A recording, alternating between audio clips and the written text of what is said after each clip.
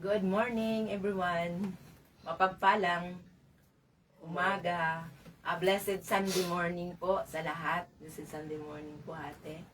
Blessed Sunday morning. Amen. So, ngayong araw na ito, salamat sa Panginoon, no? Habang tayo po ay naghihintay kay nanay, no? Tulog pa po si nanay, no? So, mag-prepare pa po, no? So, sa ngayong araw na ito, tayo po ay mag-awit muna sa Panginoon, magpasalamat, no? Another Sunday na naman, August 2, 2026. Ang bilis po ng panahon, no? Nasa August na po tayo, pangalawang araw na po ng August, ngayon po, no? So, sa lahat po na mga nag-celebration ngayon, no? Mga birthday, anniversary, no? Happy celebration po sa lahat. Happy birthday or happy anniversary. No, ngayong araw na ito tayo po ay magpuri sa Panginoon. Atin pong idulog to sa Panginoon ang ating mga gawain ito. No, para sa kalwalhatian ng Lord. No. So ngayong araw na ito, ngayong week na ito, puro kabanalan mo. No? May mga pagkabanal, no? Pagkabanal ng Diyos, kabanalan ng Diyos. So, gusto natin ang ating buhay din po ay maging banal o kalugod-lugod sa harapan ng Panginoon sa pagtalikod natin sa ating kasalanan at sa pagtanggap natin ng Jesus bilang Panginoon Hari at Tagapagligtas. Binabanal tayo ng Diyos at hindi na niya tinitignan yung mga buhay natin kahapon. No? Pag tayo ay tuluyang nagsuko ng buhay, naghahari na po ang Diyos sa puso po natin. Kaya huwag tayong lumakas sa mga condemnation. Alam natin yung mga pag-condemn, yung mga lahat ng yan ay gawa lang yan ng kaaway para hindi tayo makakapagpatuloy. Kaya sa ating buhay, kailangan na sa araw-araw maging masigasig tayo, masigla, malusog, at laging on fire ang ating puso sa pagpupuri at sa pagpasalamat sa Kanya. No? Diba, Ate Junmin? Yes. Amen. Hallelujah. Sige po, banal mong tahanan. Ting awitin po sa Panginoon itong banal mong tahanan. Yes, Lord, sa oras na ito, Panginoon, amin pong isinusuko ang aming buhay sa iyo. Lord, thank you, Lord. Gawin mo kaming banal mong tahanan at sa aming pag-devotional time ngayon, ikaw po yung manguna, ikaw ang aming maririnig, Panginoon. Hallelujah. Pinagkatiwala namin ang gawain na ito, O God, sa iyong makapangyarihang pangalan, O Diyos. Sa iyong kapangyarihan kami nagtitiwala at nanampalataya. Banal na Espiritu, puspusin mo po kami. Ikaw po yung mangusap, Panginoon. The moment kami magsalita, Panginoon, hindi ang aming mga salita ang lalabas, kundi mga salita mo sa aming mga bibig. Gamitin mo lang kami, gawin mo lang kaming mouthpiece, Lord. Ito ay taos-pusong panalangin namin sa iyo, Panginoon. Sa pangalan ni Jesus. Amen at amen. Hallelujah. Sige po, tayo po ay magpuri sa Panginoon. Awitin po natin yung banal mong tahanan. Hallelujah. Salamat sa Panginoon sa umaga. Suko'y tinulog sa'yo, nagpapakumbaba, nagsusumango, pagindapatin mo, ikaw ay mamasdan, makaniig ka, sa'yo ay minsan, ang puso ko'y tinulog sa'yo, nagpapakumbaba, nagsusumamo, pagindapatin mo, ikaw ay mamasdan, makaniig ka at sa'yo ay pumisan. Luubin mo ang buhay ko'y banal mong tahanan, kanyang wagas na pagsinta. Hallelujah nang walang hanggang mga pagpurit, pagsamba, maghaling ka, O Diyos, ngayon at kailanman. Yes, Lord God, hallelujah. Thank you, Jesus. Yes, lubin mo ang aming buhay, Panginoon, sa aming banal na tahanan mo, Lord. Salamat po, Panginoon, pagkinig. Tiwala namin, Lord, ang gawain ito sa iyo. buhay ko'y Dulog sa'yo, nagpapakumbaba, nagsusumamo, pagindapatin mo, ikaw ay mamasdan, mag-anig ka at sa'yo ay pumisan. Loobin mo ang buhay ko'y maging banal mong tahanan, luklukan ng iyong wagas na pagsinta. Daluyan ng walang hanggang mga papurit pagsamba, maghari ka, O Diyos, ngayon at kailanman. Loobin mo ang buhay ko'y maging banal mong tahanan, luklukan ng iyong wagas na pagsinta. Daluyan ng walang hanggang mga papuri pagsamba, maghari ka, O Diyos, ngayon at kailanman. Maghari ka, O Diyos, ngayon at kailanman. Yes, Lord God, maghari ka, O Diyos, ngayon at kailanman. Yes, Lord God, hallelujah. Thank you, Jesus, Lord. Hallelujah, Panginoon.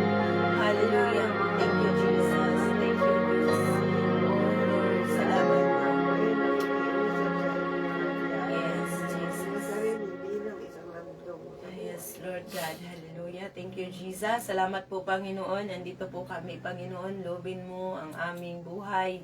Panginoon, ang aming puso ay maging banal mong tahanan. Salamat po, ipinagkatiwala namin ang lahat. Bangging sa kabilang screen ngayon, nakaabang mga ka-devotional namin online. Andito din po sa amin, Lord, dito sa on-site, Panginoon. Kami po, Panginoon, lahat, Lord, ay puspusin ang kapangyarihan mo. Loobin mo ang aming buhay, Panginoon. Maging banal mo kaming tahanan. Banal mo kaming tahanan, Panginoon. Tahanan ng iyong banal na presensya. Tahanan ng iyong banal na espiritu. Kaya, Lord, sa oras na ito, Panginoon, gamitin mo lang kami. Mouthpiece mo lang kami, Father God. Salamat, inaanlod po namin ang aming mga puso't isipan. So, mga grudges, mga basura ng buhay na ito, mga puot, galit, hinanakit, pangamba, pagkabalisa, mga unforgiving spirit, Lord, in the name of Jesus, inaanlod namin para marinig namin ang mga salita mo. Yung salita mo ay tumitimo sa aming mga puso po, Panginoon. Sa aming pagdi-devotional time ngayon, Lord, online man, corporate man ito, Lord, meron kang kapahayagan, O God. Lord, salamat po. Sinisilihan namin ang gawain na ito ng iyong banal na dugo, Lord. Walang mga distraction. Salamat sa maayos na dit connection sa bawat isa. Father God, Panginoon, at walang ibang aming tinataas ngayon, O Lord. Ikaw lang po, O God, sa iyong makapangyarihang pangalan, O Diyos. Sa pangalan ni Jesus. Amen at amen. Hallelujah. Blessed morning, everyone. Kumusta po kayo? Sabi ni Ate Celsi, good morning po sa lahat. Good morning din po, Ate Celsi. Thank you po for safe travel. Thank you po sa Panginoon, no? Salamat sa Panginoon at nakabalik po kayong ligtas din po, no? Galing sa probinsya, no? So, si Ate Jessica of Dayanila San Juan, blessed morning. Blessed morning din po. Blessed Sunday morning dito. At si Ate Lita de la Paz, blessed morning everyone. Blessed morning din po. At si Ate, no, so sa lahat pong darating, si Ate Let Salcida, si Ate Lorna, si Ate Karin, no, si Ate Tita, isa-isa, no, Ate Tita Reyes Lipardo, at sa lahat-lahat pa po, no, Ate Tess Robinho, Ate Ching Fung, no, salamat po, at sa mga silent viewer, at sa mga nagwa-watch nito replay, no, na hindi natin nakikita na nagko-comment, pero nagwa-watch sila, blessed morning, no. Tayo po ay Sunday ngayon dito sa Pilipinas. Tayo po ay pupunta sa mga fellowship na mga sambahan. Doon tayo makikipag-fellowship, no? At tayo po ay makikipag samba, no? Magsamba, magpuri. Araw-araw naman tayo nagsamba, pero meron din tayong mga sabi nga po, wag nating hinto yung mga pagtipon-tipon, no? So, ito po yung pagpalakasan nating mga Kristiyano, no? Salamat sa Panginoon sa araw na ito, dito sa Niyugan mamaya din, no, 2:30 dito kami sa LJF Niyugan, no, sa house church dito po sa bahay ni Nanay Mina, no? So, salamat sa Panginoon at yung mga taga dito ay makasamba din po, no? Glory to God. Salamat sa Lord. And tayo po ay ngayon, ready ka na ba, ate? Good morning po. Good morning. No, Ate John Min, no? So, yung araw na ito, sabi nga po ng taga Roma, mga Roma chapter 12 verse 1, kaya nga mga kapatid, alang-alang sa masaganang habag ng Diyos sa atin, ako'y nakikiusap sa inyo na ialay ninyo ang inyong sarili bilang isang handog na buhay, no? Banal at kalugod-lugod sa Diyos. Ito ang karapat-dapat na pagsamba ninyo sa Diyos. Amen. Salamat sa Panginoon.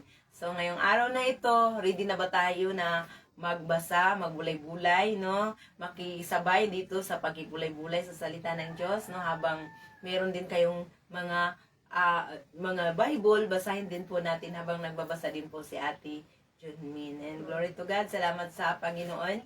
Sige po, ate, basahin po natin Leviticus chapter 21. Yes. Mga parusa, hallelujah. Mga parusa sa lalabag sa tuntunin. Verse 21 ba yun? 21. 20 ito? 21 po, ate. Sorry. Hallelujah, hallelujah. Yes. Pag-iingat sa kabanalan ng pari. Yes.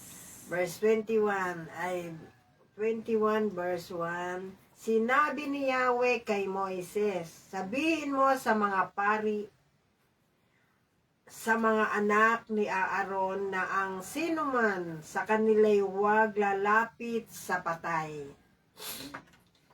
Ay verse 2, laban na lang kung ang patay ay kanyang ama, ina, anak, kapatid na lalaki, o kapatid na dalaga na kasama niya sa bahay.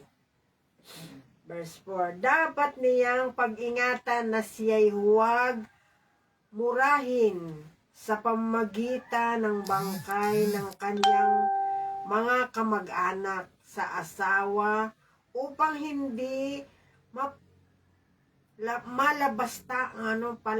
palapastangan ang kanyang pagiging pari.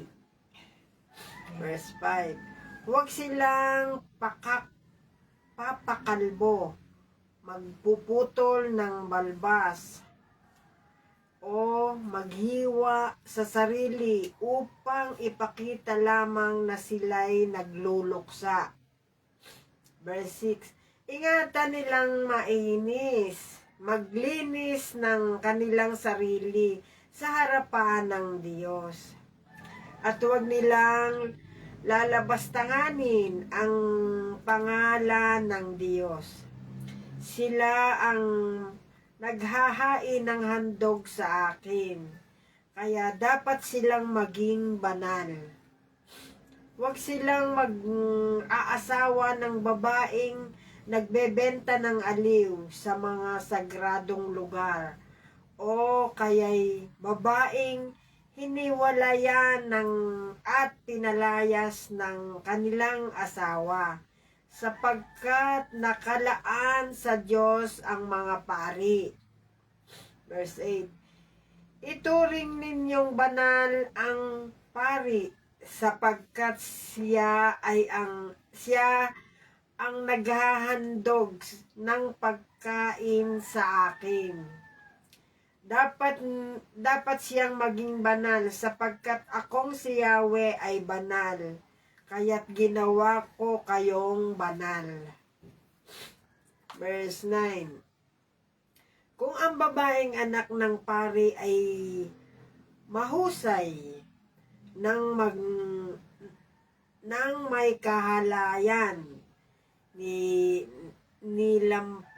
nilapastangan niya ang kanyang ama, kaya dapat siyang sunugin. Verse 10. Kung ang haring kung ang nahirang na pinakapunong pari na binuhusan ng langis sa ulo, itinalagang magsuot ng sagradong kasuotan ay mamatayan ng kamag-anak. Huwag niyang guguluhin ang kanyang buhok, ni pupunitin ang kanyang damit bilang tanda ng pagluluksa. Verse 11.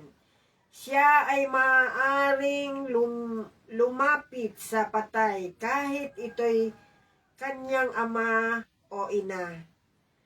Verse 12. Dapat siyang manatili sa santuaryo ng kanyang Diyos. Pag umalis siya roon upang tingnan ang bangkay, nilapastangan na niya ang santuaryo ng Diyos. Dahil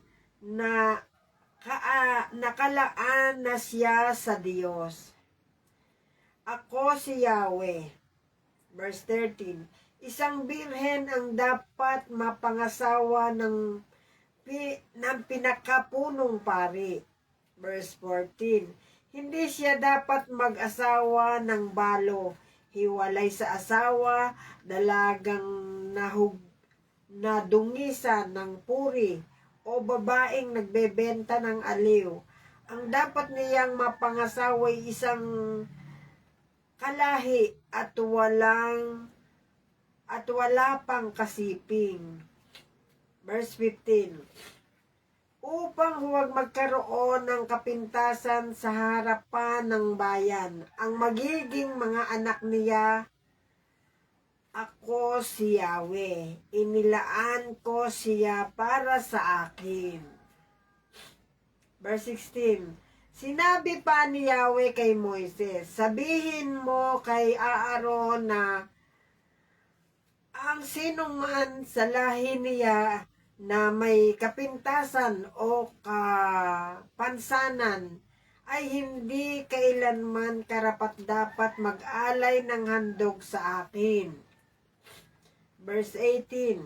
Hindi maaaring lumapit sa altar ang sinumang bulag, pilay, may sira ang mukha, at may kapansanan sa katawan. Verse 19. May bali sa paa o kamay, may depekto sa mata, may sakit sa balat, kuba, unano, o isang kapon. Verse 21. Sino mang may kapintasan sa lahi ni Aaron ay hindi maaaring maghandog kay Yahweh. Hindi nga siya maaaring maghain ng pagkaing handog dahil sa kanyang kapintasan. Verse 22. Maaari siyang kumain ng anumang handog sa Diyos, maging ito'y ganap na sagradong handog o sagradong handog. Verse 23. Ngunit hindi siya maaaring lumapit sa altar dahil sa kanyang kapintasan. Kapag lumapit siya sa altar, iyon ay paglapastangan sa aking santuaryo. Ako si Yahweh. Ginawa kong banal ang mga iyon. Verse 24, last verse. Gayon nga ang sinabi ni Moises kay Aaron sa mga anak nito at sa buong Israel. Hanggang 24 lang yun? Opo, hanggang 24. Magandang umaga again, no? Salamat po Ate Junmin sa pagbasa po, no? So, ngayong umagang ito po ay tayo po ay meron pong tinuturo ang Diyos sa bawat isa po sa atin, ano po, na talagang tayo po ay mga binabanal. Sabi nga po, binabanal tayo. So, ngayon po, hindi po ito ang atin pong basahin ngayon, no? Ang atin pong basahin ngayon ay ito po ay about sa pag-iingat sa kabanalan ng pari sa mga panahon pa ito ng mga Israelita na ipinababa niya sa buhay po ni Moises, no? So, tingnan po natin, siyasatin natin kung ito pa po ay hanggang ngayon ay pinapractice pa po, no? So, ngayon, mag-focus po tayo sa context nating babasahin ngayon, isa-isahin po natin kung at paano po ito may apply sa paglilingkod natin sa ngayon. Ano po? Kasi ang pinaka audience dito mga Israelita, si Moises ang kausap ng Panginoon, no? So ang karakter dito ang Panginoon, si Moises, ang mga Israelita ang mga pinag-usapan. Ano po? So blessed morning, sabi nga po ni Ate Lit Salcida, blessed morning po Pastora Bergie, my dear Kim, no, at sa mga lahat, Ate Jackie at my dear Jackie, amen. So nandiyan po si Ate Lit, si Ate Celsi, blessed morning. At sa lahat po no, nandiyan na po si Ate Lita din, Ate Jessica, ano po, at sa mga darating pa po si Ate Tess at si Ate Ching, no, si Ate Ching Fong. Amen. At sa mga darating Ate Matilde Kahong Bandilo na sa oras na ito, tayo po ay mamulay-bulay na talagang atin po itong isa-isahin. Paano po natin unawain itong context ng Levitico chapter 21. Ang sabi po dito, sinabi ni Yahweh kay Moises. Sino po ang nagsasalita? Si Yahweh or ang ating Panginoong Diyos, no? Kung sino man ang sinasamba nila noon, ganun din po yung sinasamba natin ngayon. Iisang Diyos lang po. Ano po? Ang tinutukoy dito ay iisang Diyos na sinasamba din po natin ngayon. Makikita po natin kung ano po ang katangian ng Diyos ating pagbabasa. Maybe yung iba hindi na natin ginagawa, temporary sa panahon nila, pero kasi matagal na tong panahon before pa dumating si Jesus, no? So, sabi nga po niya dito, sinabi ni Yahweh kay Moises, sabihin mo sa mga pari, no, sa mga anak ni Aaron, na ang sinuman na sa kanila'y huwag lalapit sa patay. So, ang mga pinag-usapan po pala dito ay mga pari, no? Sabihin sa mga pari, ang sinuman sa kanila ay huwag lalapit sa patay. Yung mga pari, hindi pa nalapit sa patay. Yung mga nagsiserve noon, no, sa banal na tipan ng Panginoon sa santuaryo ng Lord, hindi pwedeng yung mga pari hindi makalapit sa patay.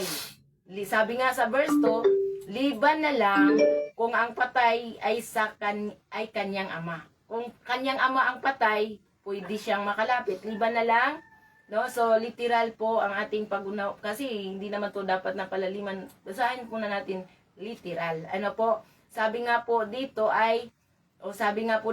kapatid ng dalaga na kasama niya sa bahay. So, kung ang namatay po ng isang pari noon, ng panahon po sa mga Levita, yung pong sisabi niya ng Panginoon, na kung liban na lang kung ang ama namatay, ina or anak, kapatid na lalaki o kapatid na dalaga, na kasama niya sa bahay. Kung ang namatay po na mga kamag-anak niya, ama, ina, kapatid kasama niya sa bahay, kapatid na lalaki, kapatid na dalaga, nakasama niya sa bahay, pwede siyang makalapit, no? Sabi nga po dito sa 5, huwag silang, sa 4, sabi niya, dapat niyang pag-ingatan na siya'y huwag marumihan sa pamamagitan ng bangkay ng kanyang mga kamag-anak sa asawa upang hindi malapastangan ang kanyang pagiging pari, no? So, dito iniingatan po yung pagiging pari dahil nga po banal po ang Diyos at pati paghipo ng patay ay hindi sila ipinahipo kahit na sa mga kalapit na kamag-anak na hindi talaga kasama nila sa bahay, hindi sila palapitin. Ganun po yung nasa context nating binabasa ngayon. Amen. So, dito sa ating pagdidevotion, makita natin, ganun po pala ang mga pari noon. Hindi sila makakalapit sa patay kung hindi nila ama, kung hindi nila ina, or anak or kapatid na dalaga, kapatid na nakasama nila sa bahay, kapatid na lalaki or babae nakasama sa bahay, yun lang po ang makalapit po yung pari na namatayan. So, dito sa 5, sabi nga po niya, huwag silang magpakalbo, pati pagpakalbo ay hindi nila dapat gawin. Huwag magpakalbo, magpuputol ng balbas, pakalbo, pagputol ng balbas, hindi nila dapat gawin o maghihiwa sa sarili, no? Maghihiwa sa sarili upang ipakita lamang na sila'y nagluluksa. Kasi noon, pag nagluluksa, pati paghihiwa sa sarili, yung para bang pinoparusahan ng sarili. Yun po yun. Tapos bawal po yung pari na gawin yun. Yung magpakalbo, yung maghihiwa sa sarili, at yung magpaputol ng balbas. So, imagine po, ano pong itsura ng pari, hindi nagpaputol ng balbas, hindi nagpakalbo, no? So, imagine po yung anong itsura ng pari noon. Ano po? So, sabi nga po niya, verse 6, iingatan nilang malinis ang kanilang sarili sa harapan ng Diyos at huwag nilang lalapastangin ang pangalan ng Diyos, no? Kaya dapat silang maging banal, no? Yun po yung ating tandaan, maging banal. Huwag silang mag-asawa ng babaeng nagbibinta ng aliw at sa mga sagradong lugar. Sabi niya, sa mga sagradong lugar o kaya'y babaeng hinihiwalayan at pinalayas ng kanilang asawa sapagkat nakalaan sa Diyos ang mga pari.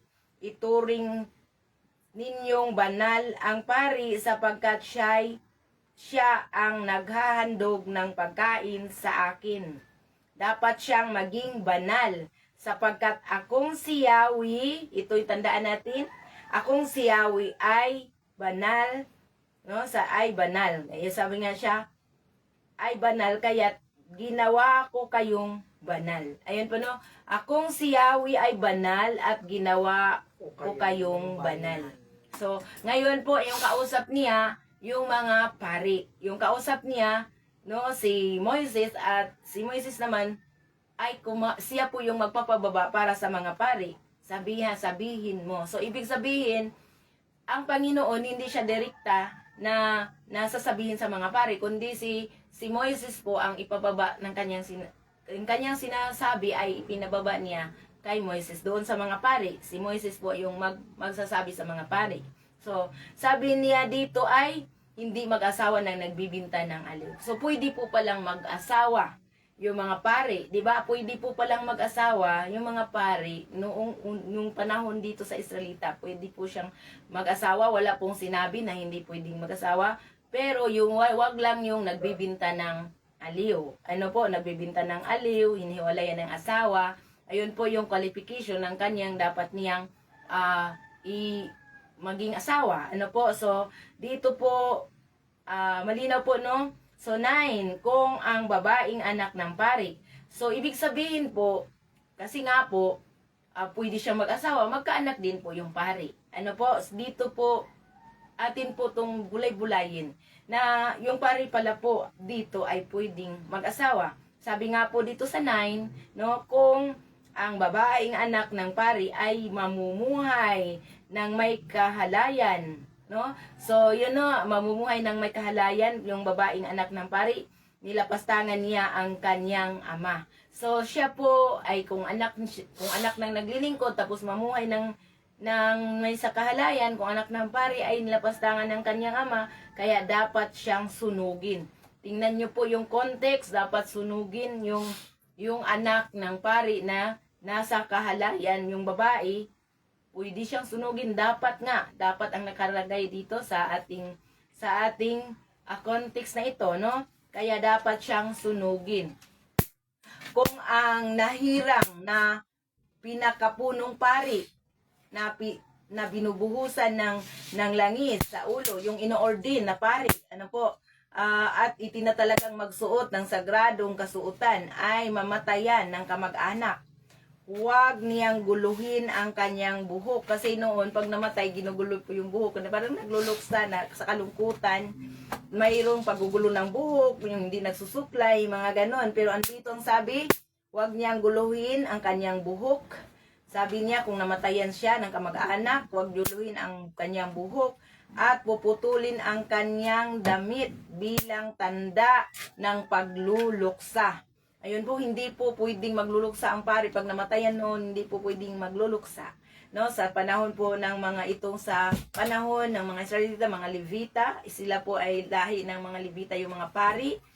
At dito po, nakita po natin, kaya nga po Levitico ang tawag dito sa ating book nating binabasa from the word sa mga Levites, no? So dito po, nasabi po niya dito na ang kaniyang buhok ay sabi niya ni pupunitin ang kanyang, guguluhin ang buhok, punitin ang damit, no? As sign na nagluluksa. 11, hindi siya maaaring lumapit sa patay kahit ito'y kanyang ama o ina. Kung no, iba yung role po sa pari o sa yung pinakapunong pari na ino-ordain na pinakapunong pari, pinaka-high priest, hindi siya pwedeng lumapit kahit na sa ama o sa ina. Hindi siya pwedeng lumapit sa patay. Ano po? Malinaw po no, sa context nating binabasa po ngayon. No, kailangan po nating malaman po ito para paano po yung paglilingkod nila noon. At sabi po nga niya dito 12, dapat siyang manatili sa santuaryo ng kanyang Diyos kapag umalis siya roon upang tingnan ang bangkay, nilapastangan niya ang santuaryo ng Diyos. Dahil nakalaan na sana siya sa Diyos. No, so grabe po no, pati paglapit sa kanya sa namatay na kanyang ama at ina, hindi siya makalapit. Nakalaan na sa Diyos ang kanyang buhay. Ano po dito sa context na ito, na ito po ay role po ng Panginoon noon nung hindi pa po pinanganak si Jesus, yung nagkatawang tao si Jesus. Ganito po matagal pong panahon sa Levitico, na makita po natin dito sa Book of Levitico paano yung paglilingkod ng pinakapunong pari. Yung sa pari, pwede siya, yung pangalawa lang, hindi talaga siya ino-ordain o binuhusan ng langis bilang pinakapunong pari, ay pwede pa siyang lumapit sa ama, sa ina naman namatay, o sa mga kapatid na kasama niya sa bahay na namatay, pwede siyang lumapit. Pero sa pinakapunong pari, hindi na pwede siyang lumapit. Manatili siya sa sanctuaryo, sabi dito, dapat siyang manatili sa sanctuaryo at hindi pa siya pwedeng magluluksa. Diba po, sa ating binabasa po ngayon, no? Dapat siyang manatili sa sanctuaryo ng kanyang Diyos.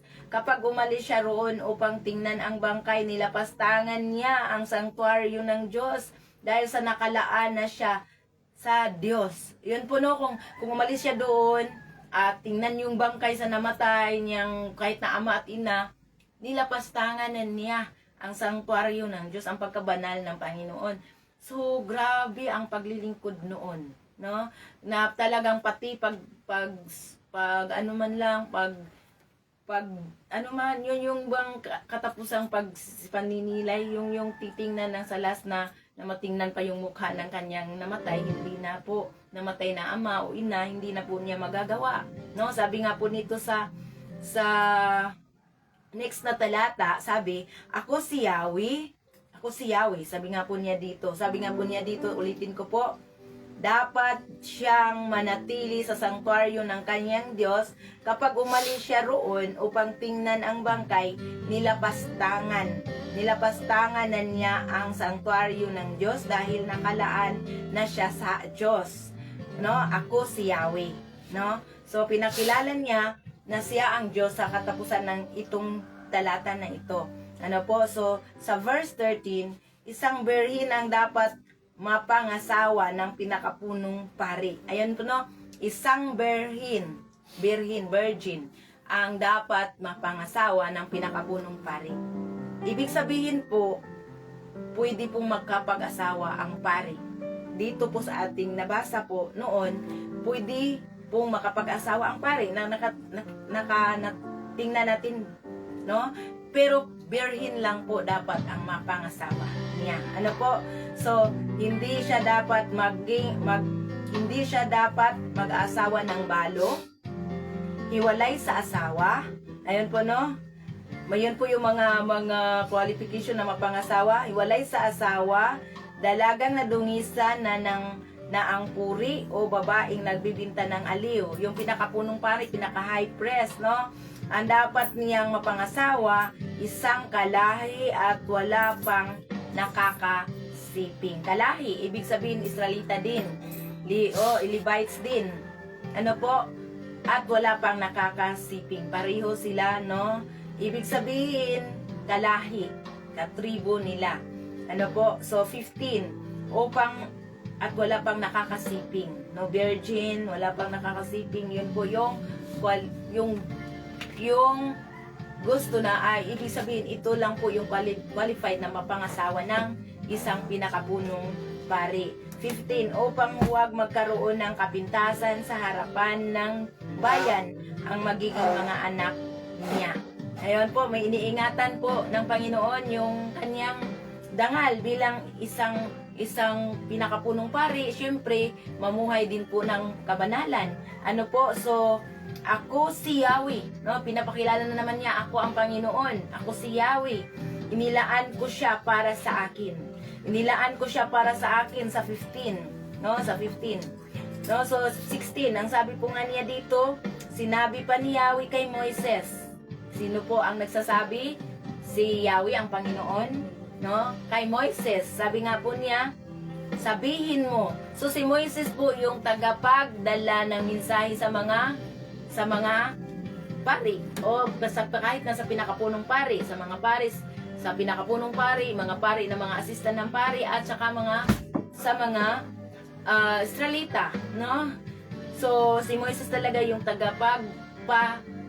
tagapagdala ng mensahe ng Panginoon sa kanila. Ano po, siya yung pinakapropeta ng Diyos, si Moises, ano? So sabi nga po niya dito ay sinabi pa ni Yahweh kay Moises, sabihin mo rin kay Aaron na ang sinuman sa lahi niya na may kapintasan o kapansanan ay hindi kailanman makalalapit, mag-alay ng handog sa akin. Ayun, pati mga may kapansanan, hindi pwedeng makalapit at maghandog ng alay. No, grabe po ka-stricto si Lord physically noon. Ano po, 18. Hindi maaaring lumapit sa altar ang sinumang bulag, pilay, may sira ang mukha, pati bulag, pilay, may sira ang mukha, no? Ito po ay temporary kasi hindi na to nangyayari po ngayon. Ano po, sabi po niya dito? Hallelujah. At may kapansanan sa katawan. 19. May bali sa paa o kamay. 20. May depekto sa mata, may sakit sa balat, ano po, kuba, unano, sabi nga po niya, hindi pati unanong hindi makalapit, ano po, no, so, o isang kapon, pati kapon, hindi makalapit sa sanktuaryo ng Panginoon para maghandog. Ano po, 21, sino mang may kapintasan sa lahi ni Aaron, sino po sa lahi ni Aaron, hindi po applicable ngayon kasi hindi na po wala. So ito po ay may mga sa Bible na doon dito lang po sa kanila lang pong kultura o sa kanilang pong time po applicable. Temporary po at sa ngayon hindi na po to dahil nga po may nagbayad na para dito. Ano po, sinumang may kapintasan sa lahi ni Aaron ay hindi maaaring maghandog kay Yahweh. Hindi nga siya maaaring maghain ng pagkain handog dahil sa kanyang kapintasan. Ayun o, napaka-stricto po pala ang Diyos talaga pati sa physically po noon. 22, maaari siyang kumain ng anumang handog sa Diyos, maging maaari siyang kumain ng anumang handog sa Diyos, maging ito'y ganap, sabi po niya, maging ito'y ganap na sagrado handog o sagradong handog. Sabi nga siya, ganap na sagradong handog o sagradong handog. So 23, ngunit hindi siya maaaring lumapit sa altar. So yung mga may kapansanan maaaring kumain sa mga inihandog, no? Sa sagrado o ganap na sagradong handog. Pero sabi nga po niya dito, ngunit hindi siya maaaring lumapit sa altar dahil sa kanyang kapintasan. Kapag lumapit siya sa altar, yun ay nakapaglabastangan sa aking santuaryo. Yung mga may kapintasan, pwede lang po siyang kumain pero hindi siya makalapit. Ano po? So ako si Yahweh, ginawa kong banal ang mga iyon. No, 24, gayon nga ang sinabi ni Moises kay Aaron sa mga anak nito at sa buong Israel. Ano po, so salamat sa Panginoon, hallelujah, glory to God, no? Salamat po dahil tayo po ay tinuturuan po ngayon, no? Ate Matilde Cambandilona is watching also. Blessed morning po, Pastora Virginia Cadayuna Bula Antim. Yes, blessed morning din po. Ano, amen. Sabi po ni si Ate Ate Let, no? Ano po yung comment mo kanina, Ate Let, na na-delete po, ano? Hallelujah. Hindi ka nakikita. No, sabi nga, blessed morning po, Pastora Virgie, my dear Kim, at ano pa? Sis Mina at my dear Jackie. No, salamat po sa Panginoon. So, ate, at sa lahat po, si Ate Celsi, na-miss namin kayo ng ilang araw po, no, dito sa live, pero at nila, bumalik na po si Ate Celsi, nakauwi po pala sa kanila, no. Ngayong araw na ito, tayo po ay tinuturuan po, no. Pero, atin pong nalalaman dito, about sa mga pari, sa pinakapunong pari, na hindi po pala sila pwedeng mag-asawa ng hindi po virgin, yung mga pinakapunong pari. Pero pwede silang mag-asawa.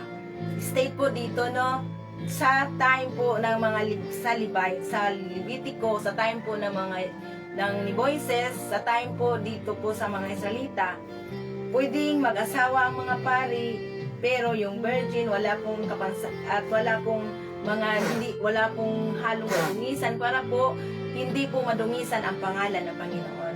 So, ngayon po, paano po ito natin unawain at paano po ito mai-apply bilang tayo po, isa lang po ang permanente dito. Ang Diyos ay banal. Iba-iba man po yung mga, ito man po ay sinasabi niya para sa mga Israelita, para sa mga pinakapunong pari, sa mga Levites, no? Kasi ang mga pari ay galing sa lahi po ni Aaron. Si Aaron po ay isang Levita o Levites. Ano po, so dito po natin malalaman na pwede po palang nag-asawa ang mga pari. No, nung time na ito, no, nalalaman natin po pwede po pala mag-asawa yung mga pari noon. So no, pero ngayon po mayroon tayong sino po yung sinasabi, kasi ang pinakapunong pari na natin ngayon ay si Jesus. No, hindi na po, no, so sa ating paglilingkod, sabi nga po dito, no, so ang Levitico Kabanata 21 ay naglalaman ng mga mahigpit na tuntunin ukol sa kabanalan, pisikal na kapalisuran at pag-iingat. Pisikal po talaga, pati mga unano hindi po makalapit. Paano kaya no, pati mga unano hindi makalapit sa santuaryo at maghandog, pero pwede silang kumain ng mga sagradong handog at pinaganap na sagradong handog. Pwede silang kumain pero hindi lang po sila makalapit. Yung mga may kapansanan, yung may bulag, yung mga, basta lahat ng may kapansanan, pilay, hindi po sila makalapit sa sanctuaryo ng Diyos. Hindi nga pwede nga maghandog ng may kapansanan. No? Yun po yung talagang pinaka-utos ng Panginoon noon. No? So talagang makilala natin ang Panginoon na siya po talaga strict po sa kabanalan noon. Physically, pati physical, tinitignan. Ano po? So ngayon, sabi po dito, ang Levitico Kabanata 21 ay naglalaman na mga mahigpit na tuntunin ukol sa kabanalan, pisikal na kapalisuran at pag-iingat sa sarili ng mga pari at punong pari mula sa angkan ni Aaron. Ano daw? Mula sa angkan ni Aaron. So ito po'y temporary, mula sa angkan ni Aaron. Ang mga pangunahing bahagi ng kabanatang ito ay kinabibilangan ng bawal paglapit sa bangkay maliban sa malalapit na kamag-anak. Yung mga pari, yung hindi pa siya binuhusan, hindi ino-order na pinakapunong pari, pwede pa, bawal lumapit sa mga bangkay na kamag-anak. Pero kung ang namatay ay kanyang ama, ina, o mga kapatid na kasama niya sa bahay, kapatid na lalaki, babae o anak, pwede siyang makalapit. Wag pari pa. Pero kung yung pinaka-pinabuhusan na ng, yung inoordina as pinakapunong pari, hindi na po siya pwedeng makalapit, hindi pa nga pwede siyang mag-ayuno o mag-fasting dahil sa namatayan, hindi siya magluluksa. No, hindi pwedeng guluhin ang kanyang buhok, hindi pwedeng putulan ang kanyang balbas, hindi po pwedeng magpakalbo. Dami pong mga role po no ng pinakapunong pari. At hindi po siya pwedeng mag-asawa ng hindi birhen, ng pinakapunong pari. No, pero dito malalaman natin kung paano po bumikilos ang Diyos noon. Physically po talaga tinitignan ng Diyos lahat ng kapansanan, lahat ng mga kapansanan. Ano po? So, limitasyon sa pag-aasawa para manatiling dangal, banal, no? Banal, manatiling na talagang malinis po yung dangal ng isang naglilingkod sa Panginoon o isang pari. So pagbabawal sa mga may kapansanan, mga kapintasan, no, dito natin mababasa, pagbabawal sa mga kapintasan sa katawan na maghandog ng pagkain. O sabi nga po niya dito, pagkain. Pwede silang magkumain pero hindi sila pwedeng maghandog sa santuaryo. Ayun po no. So noong panahon ng lumang tipan ng mga pare ay direktang tagapamamagitan ng Diyos. Direkta kasi silang tagapamagitan ng Diyos. At nang makasalaan ng sambayanan ng Israel. No, so pambihirang paglalaan, separation. Kaya siniseparate sila kasi po sila yung direkta po sila na paglapit yung ng So sabi nga po, pero sa atin pong panahon ngayon, sino po ba ang tinatawag na pari? Sino po ba ang tinatawag na pinaka-pari, pinili? No, so sa ating panahon ngayon, basahin po natin para po makarelate po tayo na kailangan din po nating hiwalay sa mga kasalanan sa mundong ito. So kung mabasa natin sa 1 Peter, no? So 1 Peter 2:9. Kung basahin natin yung unang Pedro, kung mga may Bible din po kayo. So sabi nga, blessed morning po. Sorry po, late na. Amen. Si Nanay Mina, no? So kanina hindi ko na lang din po siya ginising kasi nakatulog po, no, nakapahinga po si Nanay. Thank you po, Nanay, na tinawag po kita sa labas, pero may mga time talaga na papahingain tayo ng Lord. Amen. Salamat sa Panginoon. 1 Peter 2:9, ang sabi po dito, ngunit kayo ang isang lahing pinili, no? Lahing pinili, mga maharlikang pari, no? Isang bansang hinirang, bayang pag-aari ng Diyos, no? Sabi po niya, pinili upang magpahayag ng mga kahangahangang ginawa niya. Sabi niya, siya ang tumawag sa inyo mula sa kadiliman patungo sa kanyang kahangahangang kaliwanagan. So, ngayon po pala, tayo po yung pinakamaharlikang pari, mga pinili, no? At saka sabi nga po niya dito ay, no, ang batong buhay. Sabi nga po niya dito. So sa atin pong binagbulay-bulayan natin ang pinakapunong pari na naghandog na po sa atin ng kanyang dugo para sa atin, naghandog para sa atin one time, perfect sacrifices. Ang pinakapunong pari na sa panahong ito ay ang si Jesus. No, siya na po yung walang dungis, walang bahid na kasalanan, hindi na kailangang maghandog pa para sa kasalanan ng iba. Sa kanya, kasi kanyang kasalanan ay wala siyang kasalanan. Ay yung pari noon maghandog pa para sa kasarili niyang kasalanan. Pero ngayon po, ibinukod po tayo. Sabi nga po, ang pagkabanal po ay permanente.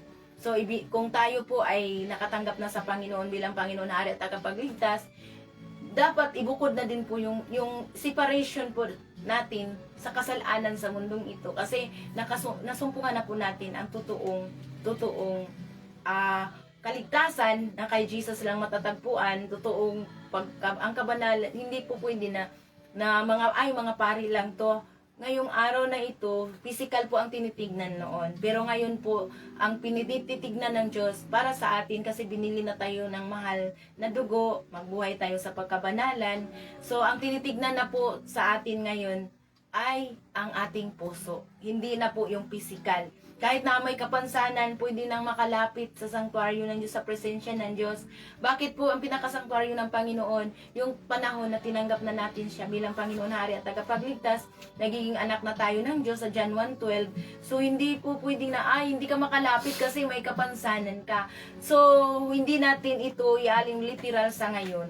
Sa ngayon, sa ating paghahandog sa Panginoon bilang tayo po yung pinaka naglilingkod, pinakamaharlikang pari na sa panahong iyon, ngayon, hindi na po, dapat din po ibubukod po natin ang ating sarili sa kasalanan. Kasi ayaw talaga ni Lord ng marumihan. Ang karumihan po ngayon ay sa puso po. Pag nagkakasala po, marumi po ang ating puso, marumi po ang ating isipan. Tapos, paano po tayo maglilingkod ng tapat sa Panginoon kung tayo po ay patuloy sa paggawa ng kasalanan? Paano po tayo? Kasi ang totoong niligtas na po ng Panginoon, huminto na po talaga sa kasalanan. Kasi every time na tayo'y gumawa ng kasalanan, gumawa man lang ng mga salitang hindi nakakalugod sa Panginoon, no? So, hindi yan magiging gamitin tayo, paano tayo magamit kung ating mga bibig ay ganun pa din, no? So, sa ating buhay ngayon bilang sa makabagong paglilingkod, makabagong panahon na po sa Panginoon, dapat po, sabi niya po, no? So, amen, thank you Lord. So, grabe, magpasalamat tayo sa Panginoon. Kasi noon, paano po kaya kung hindi makalapit? Paano po kaya kung ngayon, kung yung panahon noon at ngayon ay ganun pa din. Ganun pa din yung patakaran ni Lord sa paglilingkod. Wala po, mahirap pong pumasa. Ano po? So, ibig sabihin nito noon pa, pwede din pong makapag-asawa na po yung pare. Pero yung birhin lang po, yung dapat niyang dapat niyang maging asawa, no? Malinaw para po na hindi po madungisan ang pangalan ng Diyos sa kanyang naglilingkod. Hanggang naman ngayon, no, kung basahin natin yung 1 Timoteo din po, makita po natin kung paano po ang paglilingkod din po ngayon. Na yung mga nangungulo, dapat isa lang po yung asawa. Di ba po, nung mabasa natin sa 1 Timoteo din po yan, no? No, pinaalala lang po sa akin ngayon. So, ang ngayon at noon, pare-pareho lang po nasa kabanalan. Hindi po tayo pwedeng maglingkod sa Panginoon sa ngayon po kung tayo po ay nananatili po sa kasalanan. Kailangan po kung gusto natin na gamitin ng Diyos, aalis na po tayo sa kasalanan para po tuluyang isuko ang ating buhay sa Panginoon. Kaya nga nung binasa kanina Roma chapter 12 verse 1 to 2, no, lagi po yung inuulit-ulit sa atin, ang ating buhay ay handog na buhay sa Panginoon, kalugod-lugod, no? So, atin pong ihandog, ang pinaka-best na handog, yung ating sarili. Ano po? Sabi nga po, pamumuhay Kristiyano. Ngayon po, ganun po yung noon po, ganun po yung makita natin literal talaga na talagang yung pari pati po sa ng bangkay, no, paghibo ng bangkay, nagkakasala na yung anak ng pari, pag siya po ay namuhay sa kahalayan, yung babae na anak ng pari, isunugin, di ba? Makita natin sa literally, no, makita natin kung paano po ang mga naglilingkod noon, mga Levites na naglilingkod na bilang pari noon. Talagang napaka-stricto ang Diyos kasi banal po siya at physically din po tinitignan. Pero ngayon po, ano po ang tinitignan ng Diyos? Ang sabi po nga dito, pamumuhay Kristiyano. Kaya nga mga kapatid, alang-alang sa masaganang habag ng Diyos sa atin, ako'y nakikiusap. Sino po yung nakikiusap? Si Pablo? Nakikiusap siya? No? Nakikiusap sa inyo na ialay ninyo ang inyong sarili bilang isang handog na buhay, banal at kalugod-lugod sa Diyos. Ito ang karapat-dapat na pagsamba ninyo sa Diyos, no? Sabi nga dito, huwag kayong makiayon sa takbo, compromise. Huwag tayong makikompromise. Huwag kayong makiayon sa takbo ng mundong ito. Sa halip, hayaan ninyong baguhin ng Diyos ang inyong pag-iisip upang maunawaan ninyo ang kanyang kalooban. Sa gayon, magagawa ninyo kung ano ang mabuti, kalugod-lugod at ganap na kalooban ng Diyos. Ano po, so ngayon hindi na po ganon ka-istrikto, mamamatay, sunugin, no? Hindi na po ganon ka-istrikto ang Diyos sa mga naglilingkod sa Kanya, sa mga nasa katulad sa atin ngayon na magpapahayag ng salita niya. Pero ito lang po, no, ngayong week na ito, tinuturuan talaga tayo sa kabanalan. Pero gusto ni Lord na ibukod.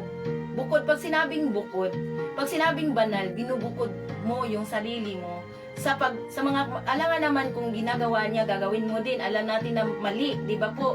Kung alam natin na ito ay hindi po ito kalooban ng Diyos. Kasi kung atin po itong basahin po, mali, makikita po natin kung kalooban ba ito ng Diyos o hindi. Ano po? So, sa ating buhay ngayon, kailangan po natin siyasatin ang ating sarili. Bakit po? Hindi lang po ito, kasi nga po, noon mga pari, pero ngayon po, dahil nga po may pinakapunong pari na naghandog na para sa atin, sa Hebreo chapter 9 verse 22 ba yun? Na mabasa po natin, no?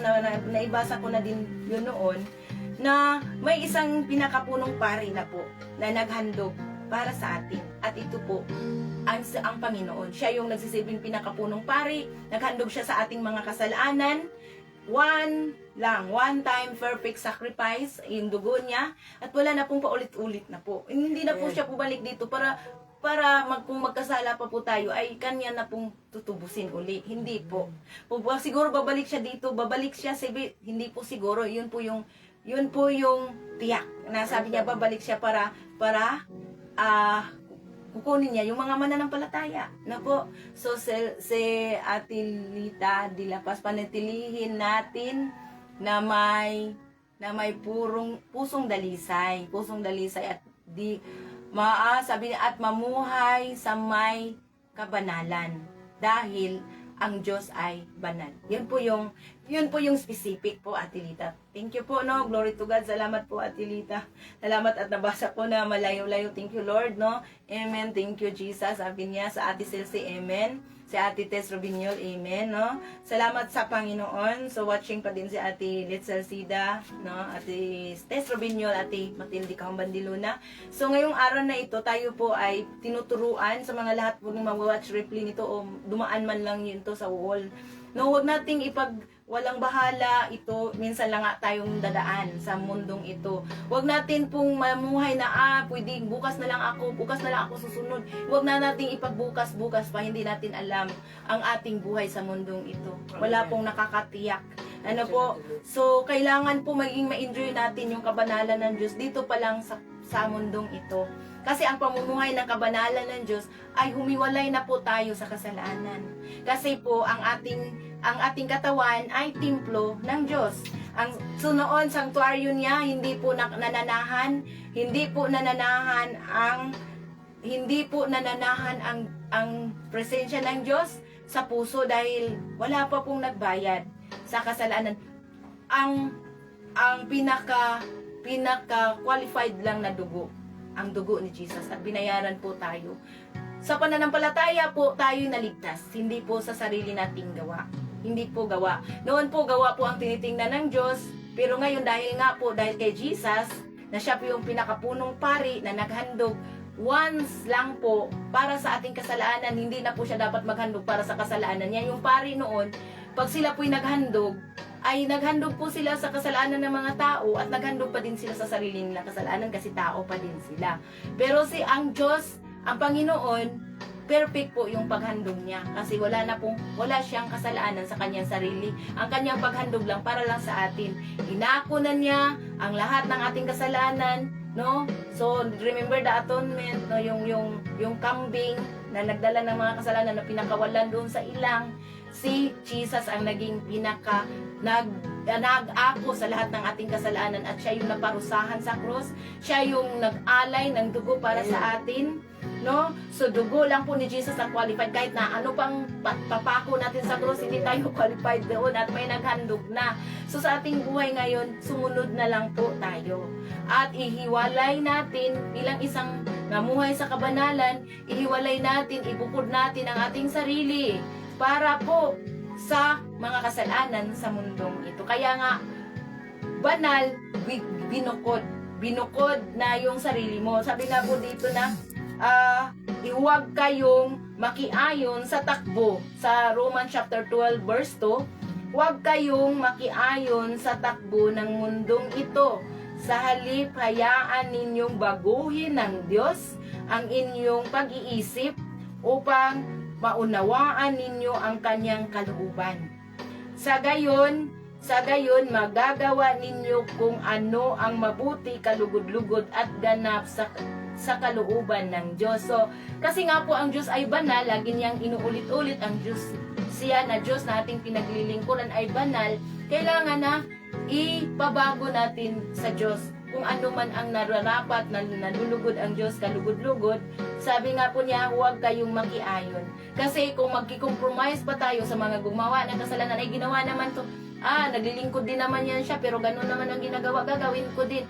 So, nakiayon tayo, nagki-compromise tayo, kailangan maging sensitibo tayo sa tinig ng banal na Espiritu sa bawat isa po sa atin.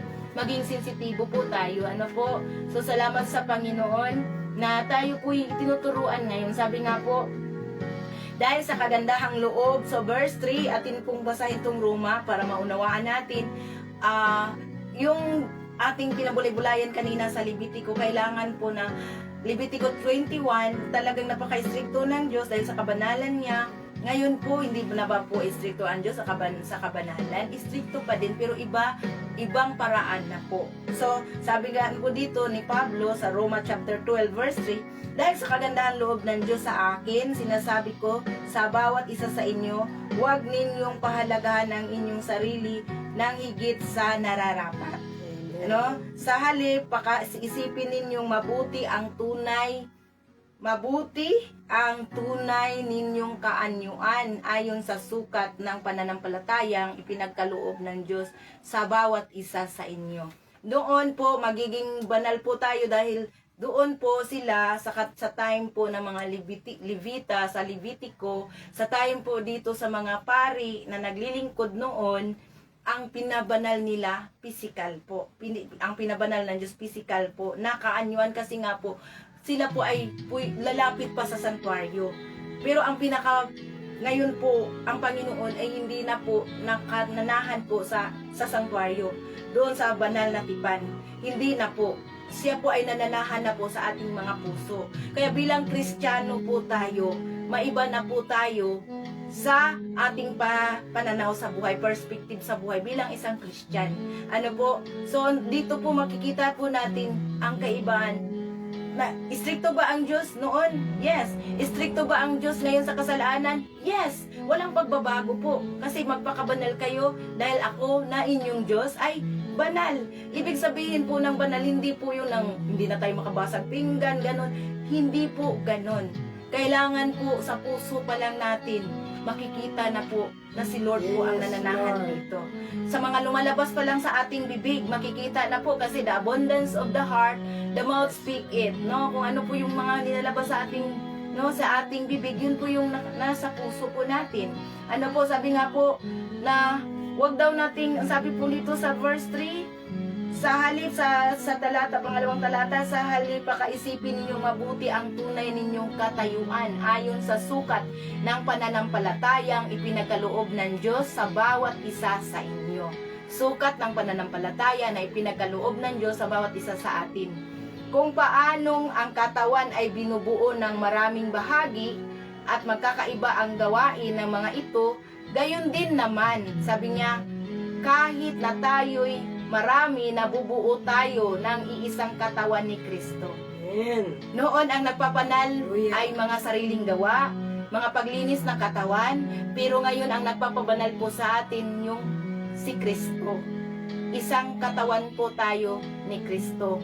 Ano po, so sabi nga po dito, kahit na tayo'y marami, nabubuo tayo sa iisang katawan ni Kristo. At tayong lahat ay bahagi sa isa't isa. Tumanggap tayo ng iba't ibang kaloob ayon sa kagandahang loob ng Diyos. Kaya't gamitin natin ang mga kaloob na iyan. So kung ano po yung mga iba't ibang kaloob natin, yun ang ipagamit natin. Ang sabi po kaloob na iyan.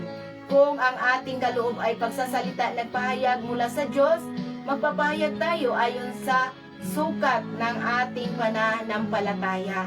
Ano po, 7, kung paglilingkod ang ating kaloob, maglingkod tayo. No? Magturo ang tumanggap ng kaloob ng pagtuturo. So, iba't iba pong kaloob. Ano po? Sa pagpalakas ng loob. Kung ikaw ay for encouragement, yung gift mo, mag-encourage ng iba, yun po, gamitin po sa kabanalan. Kasi dapat po kung magpagamit tayo, ang ating puso po ay hindi na po yung mga maruming puso pa po. Di ba po? Sabi nga pamumuhay, nahiwalay, bukod tangi. Na po? So, magpapalakas ng loob, ang mga kaloob, magpapalakas ng loob. Kung kayo sabi niya dito, kung kayo ng buong puso, kung mamumuno kayo ng buong puso, buong sikap, kung pagkakawanggawa ang inyong kaloob, gawin ninyo yan ng buong galak. Sabi po dito, maging tunay ang inyong pagmamahalan. Kasuklaman ninyo ang masama at pakaibigin ang mabuti. Ano po ba ang ibig sabihin nun?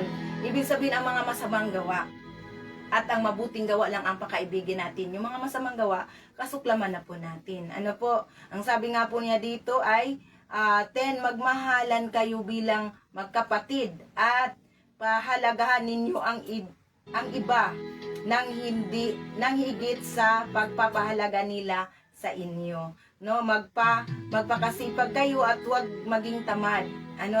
So buong puso kayong maglilingkod sa Panginoon. Yun po yung paglilingkod na gusto ng Lord. Bilang buhay Kristiyano na po tayo ngayon, tayo po ay napaloob na po sa grasya ng Panginoon, pero hindi po to garantiya na tayo may gumawa ng kasalanan. Kundi manatili pa din tayo sa kabanalan dahil po pinili na tayo ni Lord, mga pinakapunong pari, no? Pinakamaharlikang pari na kasi siya yung pinakapunong pari, si Lord, si Jesus. Kaya sa ating buhay ngayon, mamuhay po tayo na may kabanalan sa Panginoon. Yung maging pure heart, sabi nga po ni Ate Lita kanina, pusong dalisay na po, no? Sabi nga po, no, so buong puso kayong maglilingkod sa Panginoon. 12, magalak kayo dahil sa inyong pag-asa, magtiyaga kayo sa inyong kapighatian at palaging manalangin. Amen. Palaging manalangin, tumulong kayo sa pangangailangan ng mga kapatid at patuloyin ninyo ang mga taga-ibang lugar. Idalangin ninyo ang mga umuusig sa inyo. Idalangin ninyo sila at huwag sumpain.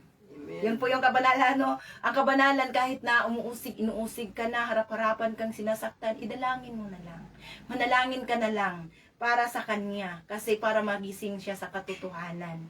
Huwag mo na siyang gantihan, huwag mo nang, kung sakit na salita ang ibinabato sa iyo, huwag mo nang gantihan, idalangin mo na lang. Ganun, no? Sabi nga po na makigala kayo sa mga nagagalak at makikitangi sa mga tumatangis. Verse 16, magkaisa kayo sa saloobin, huwag kayong magmamayabang. No? Salip ay makisama kayo kahit sa mga dukha. Ayun po, no? So, yan po yung pamuhay ng may banal. Pamuhay sa kabanalan. No?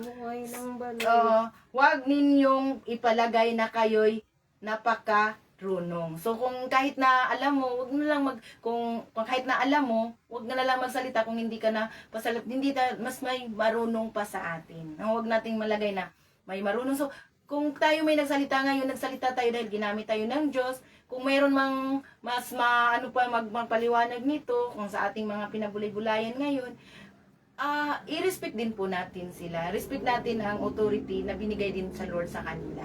Ano po? So, tayo po ay wag nating palagay ang ating sarili kasi yung mga marunong na hindi nakikinig na po sa iba, sila na lang po dapat pakinggan. Ganun po, no? So, tayo po ay hindi po. Makikinig din po tayo sa mga tinuturo din po na ginagamit din po sila ng Panginoon. So, huwag tayong, ganun. Huwag tayo. Kasi ginagamit lang po tayo ni Lord. Huwag tayong maging, palagay na, ako na talaga marunong, hindi po.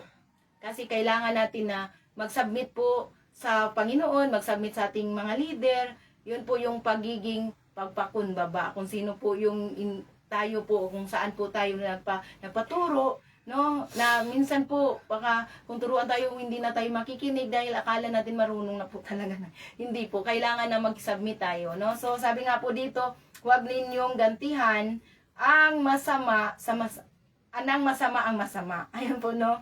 So, huwag nating gantihan ang mga gumagawa ng masama sa atin ng masama. Ano po, sabi nga po dito, ano po ang sinasabi? Sikapin ninyong mamuhay ng marangal sa halip sa harap ng lahat ng mga tao. Ano? So, hanggat maaari, gawin ninyo ang inyong makakaya upang mamuhay kayo ng magparaya ng mapayapa kasama ng sinuman. 19, mga minamahal, huwag kayong maghihiganti. No? Ipaubayan ninyo iyon sa galit ng Diyos, sapagkat nasusulat, akin ang paghihiganti, ako ang gaganti, sabi ng Panginoon. No? 20, sa halip, kung nagugutom ang inyong kaaway, pakiinin. Ano po? Pakainin. Kung nagugutom ang sa halip, sabi nga po niya dito, sa halip, kung nagugutom ang iyong kaaway, pakainin mo. Kung nauuhaw, painumin mo. Sa gayon, ay magbubuntun ka ng mga baga sa kanyang ulo. 21, last verse, huwag kayong magpadaig sa masama, kundi daigin ninyo ang mabuti, nang mabuti ang masama. Ayun po, no? So, pamumuhay sa kabanalan. Itong pamumuhay Kristiyano, ito ang, ngayon po, ito na po yung tumpak na pamumuhay sa kabanalan. No? So, dito, kung basahin natin yung pamumuhay Kristiyano, Roma chapter 12, verse 1 to 21, ito po yung ating magiging tingnan po ngayon sa perspective ng mga Kristiyano ngayon, kaysa dito sa Levitico chapter 21 noon, no? Levitico chapter 21 ngayon, yung pamumuhay ng mga naglilingkod sa Panginoon ay base sa pisikal, base sa mga mahipo nila, no? Pero ngayon ang pamumuhay Kristiyano ay base sa puso, no? Malalaman natin kung totoong Kristiyano ang isang tao kung hindi na lang po siya gaganti. Kung kahit ano sasabihin sa kanya, iluhod na lang niya sa Lord. Kasi minsan po yung pagiging tahimik na lang po natin, doon po ang Panginoon kumikilos. Pagtahimik at ipanalangin. Sabi nga po ito, ipanalangin. Yung pamumuhay ng kabanalan ngayon, ibang-iba sa pamumuhay ng kabanalan noon. Yan, no? Ito po yung makikita natin kung paano po mamumuhay yung mga pinili ng Diyos ngayon sa mga pinili ng Diyos noon.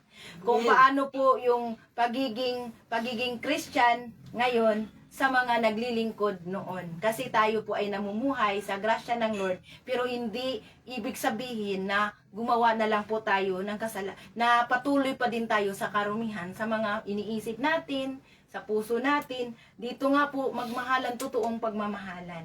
Ano po yung kapag mumuhay sa kabanalan noon, ibang-iba kaysa ngayon.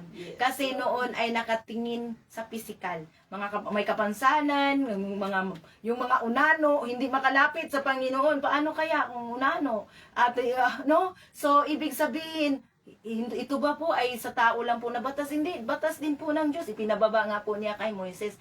Pero thank you sa Panginoon. Thank you kay Lord dahil po ngayon na si Jesus na po ay nandito, na siya na po yung namumuhay po tayo sa grasya o sa grace ni Lord, sa biyaya ng Panginoon. Hindi na po ganun. Pero patuloy pa din ang ating mga puso na binabanal ng Diyos. Kasi ang sanctuaryo ng Diyos ngayon, hindi na po sa labas ng ating katawan, kundi ang ating puso, ang pinagharian ng Panginoon, Kingdom of God. Hindi po to about sa relihiyon, but sa kaharian ng Diyos. Saan po naghahari ang Panginoon? Sa puso po natin. Amen. So, ngayong araw na ito, thank you Lord, dahil tayo po ay hindi na po ganun ang paglilingkod noon, kasi dahil nga po, hindi na po ganun ang paglilingkod sa mga nauna na pong nanampalataya